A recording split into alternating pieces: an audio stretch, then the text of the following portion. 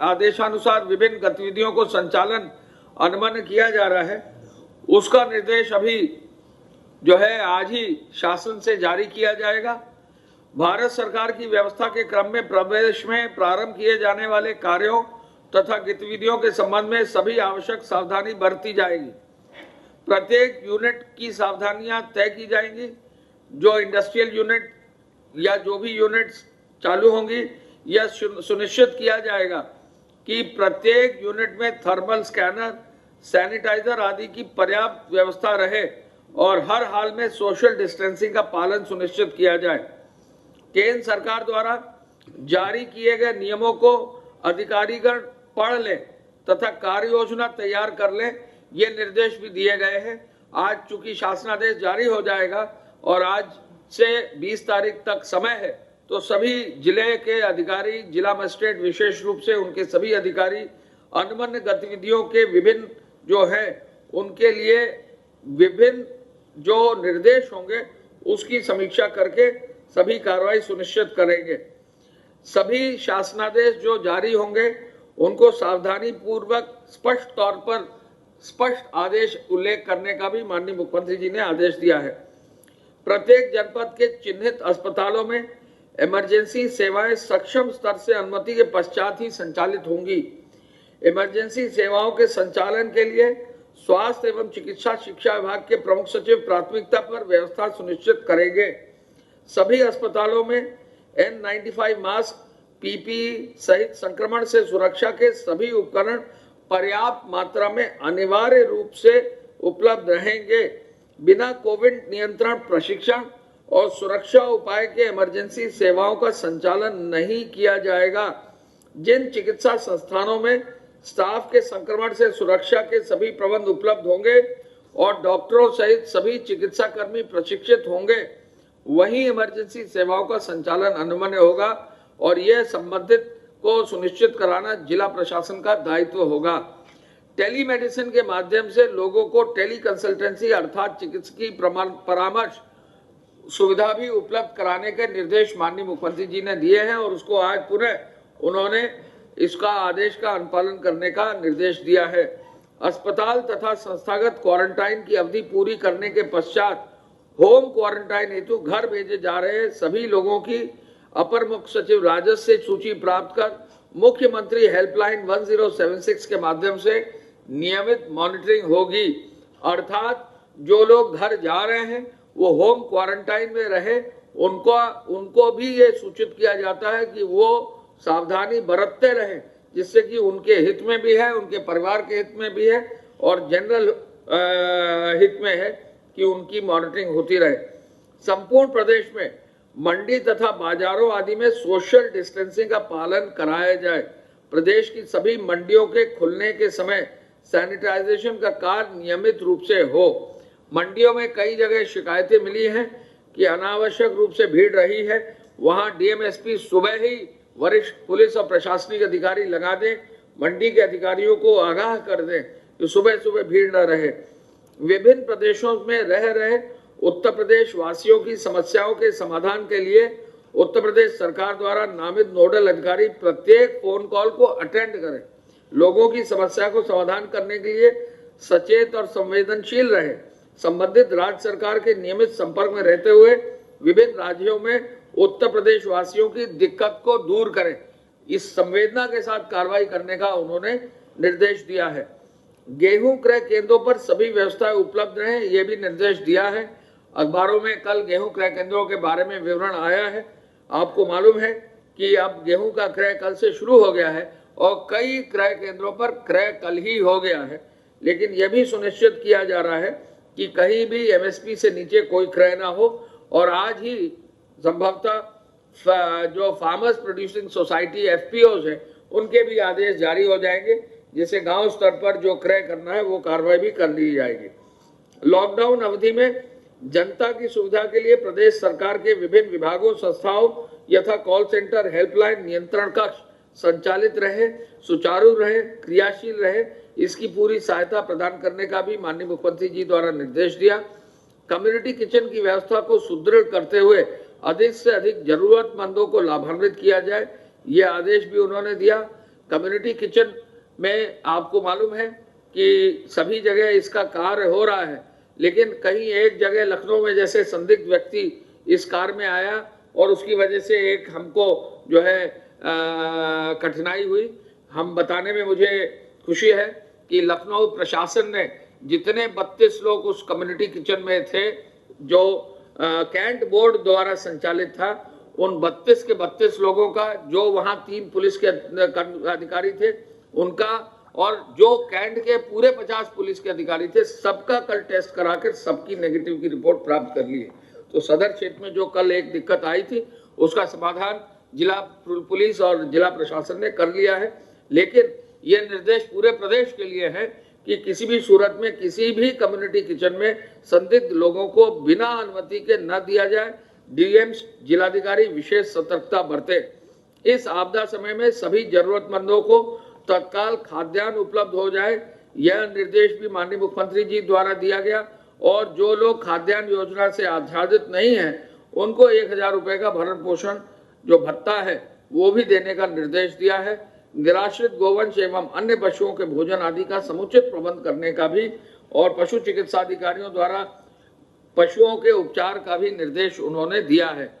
तो ऐसे में जो निर्देश माननीय मुख्यमंत्री जी की बैठक में थे मैंने आपको बताया है। मैं ये भी आपको बता दूं कि हर हालत में लॉकडाउन को मजबूती से पालन करना है, ये जिलाधिकारियों को निर्देश है। एक एक जिलाधिकारी एक एक वरिष्ठ अधिकारी से संपर्क करके उनके यहाँ लॉकडाउन की अवधि में कार्य जो है सुनिश्चित किया जा रहा है। लॉकडाउन में जो हॉटस्पॉट है उनका बफर जोन में भी कार्रवाई करने का, यानी लॉकडाउन क्षेत्र से जस्ट बाहर जो जुड़ा हुआ क्षेत्र है उस पर भी कार्रवाई करने का निर्देश दिया है। गृह विभाग की जो सूचना डीजीपी साहब के यहाँ से आई है उसके अनुसार धारा 188 में अब 19,488 एफआईआर दर्ज करके 60,258 लोगों को नामजद किया है। साथ साथ एक फिगर हम आपको दे दें, कहीं गलती ना रहे, आप नोट करें। 17,77,000 वाहनों की चेकिंग कराकर 23,873 वाहन सीज किए गए हैं। चेकिंग के दौरान 7,70,00,000 रुपए का शमन शुल्क वसूल हुआ है और अभी तक आवश्यक सेवाओं के लिए 1,57,281 वाहनों को परमिट जारी किया गया है। जो कार्रवाई जमाखोरी और कालाबाजारी के अंतर्गत है 424 एफआईआर दर्ज कर दी गई हैं, 534 लोगों के खिलाफ एफआईआर दर्ज की गई हैं और 187 लोगों को गिरफ्तार किया है। फेक न्यूज के 346 मामले अब तक आए हैं और सब पर जांच के लिए साइबर सेल को निर्देशित कर दिया गया है। कल 16 अप्रैल को 35 मामले, 21 ट्विटर, 13 फेसबुक और व्हाट्सएप का एक मामला आया है। हॉटस्पॉट्स के बारे में हमने आपको बताया। हॉटस्पॉट्स में हमने 3 चरणों में इसको भाग दिया है और वो 3 चरणों में अब बहुत मजबूती से कार्रवाई हो रही है। और प्रथम चरण में 178 हॉटस्पॉट हैं, द्वितीय चरण में 84 हॉटस्पॉट हैं और तृतीय चरण में जो जनपद बढ़े हैं उनमें 7 हॉटस्पॉट्स चिन्हित किए हैं। तबलीगी जमात पर विशेष रूप से जैसा मैंने अभी बताया, एक एक व्यक्ति का विवरण लेकर उनके विरुद्ध भी जहां भी कार्रवाई होनी है उस कार्रवाई को करने का निर्देश दिया गया है। और ऐसे लोग जिन पर एफआईआर दर्ज है उनको अस्थायी जेल में रखने का भी निर्देश जिलाधिकारियों को जा रहा है। एपीसी साहब की रिपोर्ट के अनुसार 45,668 वाहनों से डोर टू डोर डिलीवरी करी जा रही है और 34,40,000 लीटर दूध का वितरण, 53 लाख से अधिक लीटर का उपार्जन, किराना स्टोर 19,309 जो है उनसे वितरण किया जा रहा है। और साथ साथ आज की तारीख में राशन कार्ड जो है उनसे सेकंड राउंड का वितरण में 46 लाख का वितरण अब तक हो गया है, जो 3,55,00,000 पूरे राशन कार्ड हैं। मैं चाहूंगा कि प्रमुख सचिव चिकित्सा, चूंकि उनको जाना है, वो अपना विवरण उपलब्ध करा दे। प्रदेश में अभी तक कोरोना वायरस के संक्रमण से संक्रमित लोगों की कुल संख्या 773 है, 773। ये 776 प्रकरण 48 जनपदों से प्राप्त हुए हैं। इनमें से अब तक 69 लोग 69 पूर्णतया उपचारित होकर डिस्चार्ज हो चुके हैं। 69 इसमें बस्ती से आगरा के 10, गाज़ियाबाद के 7, गौतम बुद्ध नगर के 24, लखनऊ के 6, कानपुर के 1, शामली के 1, पीलीभीत के 2, लखीमपुर खीरी 1, मुरादाबाद 1, बरेली 2 और मेरठ के 14 मरीज अभी तक पूर्णतया उपचारित होकर जा चुके हैं। इस संक्रमण से अभी तक 13 लोगों की दुर्भाग्यपूर्ण मृत्यु हुई है प्रदेश में। एक जो बड़ी सूचना है वो ये कि बहुत दिनों से हम लोग बात कर रहे थे पूल टेस्ट की। पूल टेस्ट प्रदेश में प्रारंभ हो गया है। कल 150 सैंपल्स को 5-5 के 30 पूल बनाकर उसकी टेस्टिंग की गई और वो टेस्टिंग काफ़ी उत्साहवर्धक रही। हम लोगों ने जो आगरा का कंटेनमेंट जोन के बाहर का जो बफर जोन होता है, उस बफर जोन से हम लोगों ने वो सैंपल्स मंगवाए थे। हम ये देखना चाह रहे थे कि क्या स्क्रीन करना चाह रहे थे उस एरिया को कि क्या इन्फेक्शन कंटेनमेंट जोन में ही है, उसके बाहर भी गया है। तो जितने भी 30 पूल की जांच की गई सभी नेगेटिव प्राप्त हुए हैं। तो ये स्क्रीनिंग के लिए हमारे लिए एक उत्साहवर्धक सूचना है और इससे अब हम उत्साहित होकर के प्रदेश के अन्य जनपदों में भी पूल टेस्ट को हम लोग एक्सपैंड कर रहे हैं। आज से अधिक जनपदों से हम पूल सैंपल्स मंगवा के उसको पूल करवाएंगे और उसकी पूल टेस्टिंग होगी। प्रदेश में जो सैंपलिंग एवं टेस्टिंग हो रही है वो लगातार बढ़ रही है। कल भी 2615 सैंपल टेस्ट किए गए, जबकि 3000 से ज़्यादा सैंपल लैबोरेटरीज को भेजे गए। तो लगातार लैबोरेटरीज की क्षमता भी बढ़ रही है, लैबोरेटरीज की संख्या भी बढ़ रही है और इसी वजह से हम अब सैंपल को भी ज़्यादा संख्या में कलेक्ट करवाने में सफल हो पा रहे हैं। हमारी कोशिश है कि उसको और बढ़ाया जाए। टेस्टिंग जितनी ज़्यादा बढ़ेगी, जितनी जल्दी हम संक्रमण को पहचान जाएंगे, पकड़ लेंगे, उतना ही अच्छा कंटेनमेंट का एक्सरसाइज हो पाता है। आपके माध्यम से मुझे ये बताना है लोगों को और अनुरोध भी करना है कि यदि आपको कोई लक्षण ऐसा दिखाई पड़ता है अपने भीतर या अपने आसपास में किसी पड़ोसी में, जिसको सांस लेने में तकलीफ हो रही हो या सूखी खांसी हो रही है, ये सब चीज़ें हो रही हों जो लक्षण इसके हैं, तो उनको तत्काल जो भी नज़दीकी स्वास्थ्य केंद्र है वहाँ संपर्क करना चाहिए। और अन्यथा आप सीधे हमारा जो हेल्पलाइन है उस पर भी आप फ़ोन कर सकते हैं 1800 180 5145 1800-180-5145।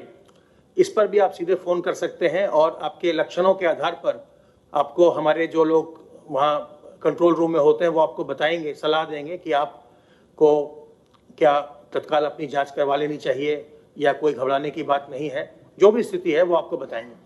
अगर आप अपनी जांच करा लेंगे तो अगर संक्रमण पाया जाता है तो सरकार की ओर से चिकित्सा की सुविधा बिल्कुल निःशुल्क है। और इसमें जो ये बीमारी है, इसमें कोई किसी प्रकार की कोई शर्मिंदगी नहीं है। ये एक इन्फेक्शस डिजीज़ है, किसी को भी हो सकती है। इसलिए मेरा अनुरोध ये है आपके माध्यम से कि जिनको भी ऐसे लक्षण दिखाई पड़े वो खुद ही सामने आएँ, नज़दीक के स्वास्थ्य केंद्र में जाएं, सैंपल अपना दें, अपनी जांच करवाएं और अपनी पूरी की पूरी चिकित्सा करवाएं। इससे आप जहां अपना स्वास्थ्य ठीक कर पाएंगे, देखिए बहुत बड़ी संख्या में लोग स्वस्थ होकर के वापस अपने घर लौट रहे हैं। तो जहां एक और अपना स्वास्थ्य आप ठीक कर पाएंगे, उसी के साथ साथ आप अपने घर वालों को, अपने इष्ट मित्रों को, अपने और परिचितों को बचा भी पाएंगे। क्योंकि अगर आप में लक्षण है और आप अगर अपना जांच नहीं करवाते हैं, आप अस्पताल में नहीं जाते हैं, तो उस पीरियड में आप दूसरों को इन्फेक्ट करते रहेंगे। उससे फिर आपके ही घर वालों का, आपके मित्रों का, आपके परिचितों का नुकसान होगा। इसलिए आपके माध्यम से मेरा अनुरोध है कि जिसको भी ऐसे लक्षण लगें उसको तत्काल हमारे हेल्पलाइन पर फ़ोन करना चाहिए या नज़दीक के स्वास्थ्य केंद्र में जांच करानी चाहिए। एक निर्णय और आज हुआ है कि चिकित्सा शिक्षा विभाग के द्वारा डेथ ऑडिट स्टार्ट किया जाएगा। जो भी इस संक्रमण के कारण मृत्यु हुई है, उनके जो भी ऐसे मामले हैं, मृत्यु के मामले हैं, उनकी पूरी ऑडिटिंग होगी, जिससे कि आगे के प्रकरणों में जो इलाज होना है उसमें मार्गदर्शन मिल सकेगा कि क्या किया जा सकता था या ऐसे मामले जो हुए उसमें क्या करना चाहिए, जिससे कि अच्छी से अच्छी चिकित्सा सुविधा उपलब्ध कराई जा सके। यह भी बहुत जल्दी प्रारंभ होगा। अब तक 15 अप्रैल तक यानी कल तक जो हमारा सर्वेलेंस का वर्क और कंटेनमेंट एक्सरसाइज चल रहा है, उसके अंतर्गत 14.74 लाख घरों का सर्वेक्षण हो चुका है। 14.74 लाख हाउस होल्ड का सर्वेक्षण हुआ है, जिसमें 72,01,799 लोग उन घरों में हैं जिनका सर्वेक्षण हुआ है, और जिनमें भी लक्षण पाए गए हैं उनको सलाह दी गई है या उनको क्वारंटाइन किया गया है। आज मुझे आपको इतना ही बताना था। इसमें एक चीज बस आपको बता दें, जो अभी प्रमुख सचिव स्वास्थ्य ने बताया आपको, पूल टेस्टिंग शुरू करके बफर जोन में आगरा में कार्य हुआ है। ये भी एक बहुत पॉजिटिव साइन है कि जितने आगरा के बफर जोन के पूल टेस्टिंग किए थे वो सब नेगेटिव आ गए। तो बफर जोन के लिए स्वास्थ्य विभाग ने एक नया, जो पूरे देश में एक नया प्रयोग शुरू किया है पूल टेस्टिंग का, आगरा में उसकी सफलता भी मिल रही है। और जो हॉटस्पॉट्स के अंदर है वहाँ तो टेस्टिंग होगी, हॉटस्पॉट्स के बाहर बफर जोन में 1 या 3 किलोमीटर तक पूल टेस्टिंग की ये जो व्यवस्था है, ये भी हमको डबली जो है सुरक्षित करेगी कि कहीं भी बफर जोन में कहीं भी अगर इन्फेक्शन का स्प्रेड होगा तो आप उसको पकड़ सकेंगे। ये पूल टेस्ट करने वाला उत्तर प्रदेश देश का पहला राज्य है। खबरों में बने रहने के लिए RNI की फेसबुक, ट्विटर, इंस्टा और यूट्यूब को सब्सक्राइब करें। बेल आइकन दबाना ना भूलें।